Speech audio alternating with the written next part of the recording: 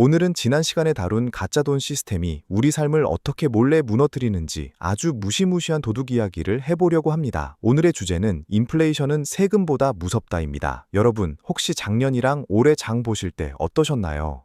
마트에 가면은 사과 하나 집어 들기가 겁나고 파 한 단 가격에 깜짝 놀라시죠? 식당에 가서 예전처럼 편하게 외식 한번 하기도 참 부담스럽습니다. 지갑은 텅 비어가는 느낌인데 내가 받는 월급이나 연금은 제자리 걸음인 것 같아 마음이 무거우실 겁니다. 우리는 이걸 흔히 물가가 올랐다라고 말합니다. 하지만 지난 시간에 배운 걸 기억해 보세요. 이건 물건값이 오른 게 아니라 우리가 가진 돈의 가치가 싱거워진 겁니다. 이걸 경제 용어로 인플레이션이라고 부릅니다. 반대로 물가가 계속 떨어지는 걸 디플레이션이라고 하죠. 얼핏 들으면은 물가가 떨어지는 디플레이션이 소비자에게는 좋을 것 같지만 경제에서는 이것도 아주 위험합니다. 물건값이 내일 더 떨어질 것 같으면 사람들이 오늘 아무것도 안 사고 계속 기다리거든요. 그럼 물건이 안 팔리고 물건을 만드는 공장이 멈추고 결국 우리 자식들의 일자리가 사라집니다. 나라 전체가 가난의 늪에 빠지게 되는 거죠. 대표적으로 일본이 겪었던 잃어버린 30년이 바로 이런 상태였습니다. 그래서 정부와 은행은 어떻게든 물가가 조금씩 계속 오르게 만듭니다. 전 세계 중앙은행들이 보통 물가 상승률 2%를 목표로 잡는 이유가 바로 여기에 있습니다. 적당히 물가가 올라줘야 사람들이 오늘 소비를 하고 기업이 투자를 해서 경제가 돌아간다고 믿기 때문이죠. 그런데 문제는 이 인플레이션이 우리 같은 평범한 사람들에게는 소리 소문 없이 찾아와 주머니를 털어가는 보이지 않는 도둑이 된다는 사실입니다. 요즘 이 도둑이 쓰는 아주 연각한 수법이 하나 있습니다. 바로 슈링크플레이션이라는 거예요.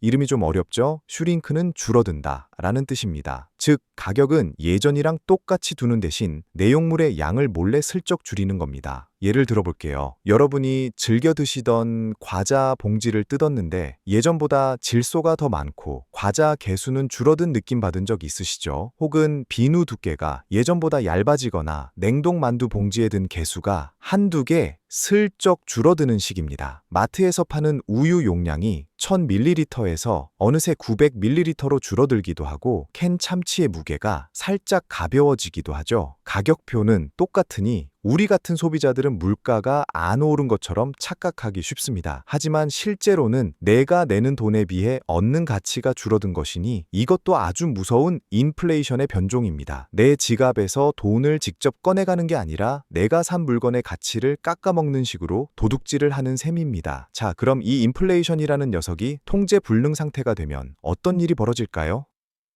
역사적으로 하이퍼 인플레이션이라는 끔찍한 사례들이 있습니다. 하이퍼는 아주 거대하다는 뜻이죠. 약 10여 년 전 짐바브웨라는 나라를 한번 볼까요? 거기서는 빵 한 덩어리를 사기 위해 손수레에 돈다발을 가득 싣고 길을 나서야 했습니다.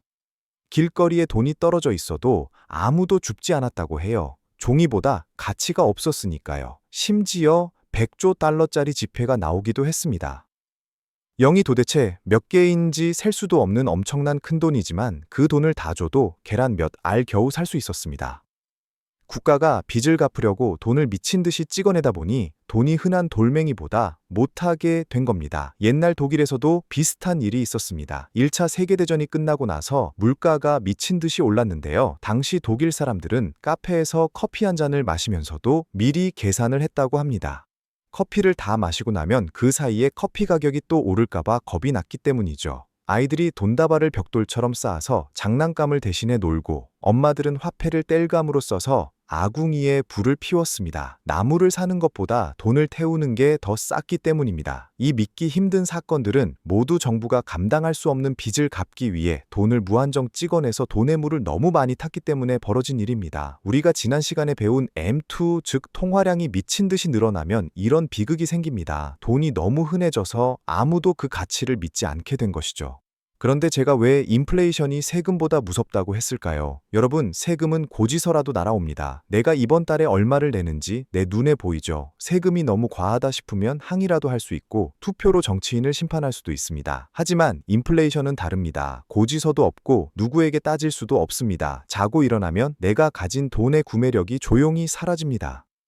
어제는 10,000원으로 사과 5알을 샀는데 오늘은 네 알밖에 못 산다면 국가가 여러분의 주머니에서 사과 한 알만큼의 가치를 몰래 세금으로 걷어간 것과 다를 바 없습니다. 이걸 경제학자들은 소리 없는 세금이라고 부릅니다. 국가 입장에선 빚이 많을 때 돈을 찍어서 인플레이션을 만들면 갚아야 할 빚의 가치가 떨어지니 좋아할 일이지만 현금을 쥐고 있는 국민들 입장에선 앉아서 재산을 빼앗기는 꼴입니다. 특히 우리 4060 세대에게 인플레이션이 치명적인 이유가 있습니다. 바로 우리가 평생을 바쳐 모아온 은퇴 자금 때문입니다. 상상해 보세요. 여러분이 노후를 위해 20년, 30년 동안 땀 흘려 5억 원을 모았다고 칩시다. 이제 이 돈으로 노후 걱정 없겠지 하고 안심하실 겁니다. 그런데 만약 매년 물가가 3%에서 5%씩 꾸준히 오른다면 어떻게 될까요? 10년 뒤, 20년 뒤에 그 5억 원으로 지금처럼 맛있는 고기를 사 먹고 손주들 용돈 주고 병원비를 낼 수 있을까요? 아니요. 절대 불가능합니다. 통장 숫자는 여전히 5억 원이지만 그 돈으로 살 수 있는 물건의 양은 반토막이 나 있을 겁니다. 즉, 인플레이션이라는 도둑이 여러분의 20년치 노동시간을 몰래 훔쳐간 셈입니다. 은퇴 후에 더 이상 수입이 없는 상태에서 물가가 오르는 것은 매달 내 통장에서 누군가 돈을 조금씩 빼내가는 것보다 더 무서운 재앙입니다. 그래서 은퇴를 준비하는 우리에게 현금만 꽉 들고 있는 것은 사실 매달 엄청난 양의 세금을 내면서 내 자산이 눈앞에서 녹아내리는 것을 구경만 하는 것과 같습니다. 이 보이지 않는 도둑으로부터 내 소중한 자산을 지키려면 어떻게 해야 할까요? 답은 간단합니다. 도둑이 훔쳐갈 수 없는 진짜 물건, 즉 실물 자산으로 내 돈의 일부를 바꿔두는 겁니다. 도둑은 종이돈의 가치는 훔쳐갈 수 있지만 땅의 가치나 건물의 가치, 그리고 돈을 아주 잘 버는 훌륭한 기업의 지분인 주식, 마지막으로 수천 년 동안 인류가 가치를 인정한 금의 가치는 쉽게 훔쳐가지 못합니다. 왜냐하면 종이돈은 정부가 무한대로 찍어낼 수 있지만 금이나 땅, 그리고 훌륭한 기업은 마음대로 찍어낼 수 없기 때문입니다. 돈이 흔해져서 가치가 떨어질수록 이런 희소한 실물 자산들의 가격은 오히려 숫자가 커지면서 내 자산의 가치를 방어해줍니다. 파도가 높아지면 배가 그 파도를 타고 위로 올라가는 것과 같은 원리입니다. 물론 주식이나 부동산도 가격이 떨어질 때가 있어서 무섭기도 합니다. 하지만 긴 세월을 놓고 보면 가만히 있는 현금은 반드시 가치가 떨어지게 되어 있습니다. 인플레이션이라는 시스템 자체가 그렇게 설계되어 있기 때문입니다. 시간이 흐를수록 돈은 늘어나고 물건의 가치는 귀해집니다. 이게 바로 자본주의의 법칙입니다. 자, 오늘 내용을 정리해 보겠습니다. 첫째, 인플레이션은 단순히 물가가 오르는 현상이 아니라 내 돈의 가치가 싱거워져서 내 노동의 대가가 죽어가는 과정이다. 둘째, 기업들은 가격을 올리는 대신 양을 교묘하게 줄이는 슈링크플레이션이라는 수법으로 우리의 눈을 속이며 구매력을 갉아먹는다. 셋째, 인플레이션은 고지서 없는 무서운 세금이며 특히 수입이 고정된 은퇴 세대의 노후 자금을 가장 먼저 공격하는 도둑이다. 여러분, 이제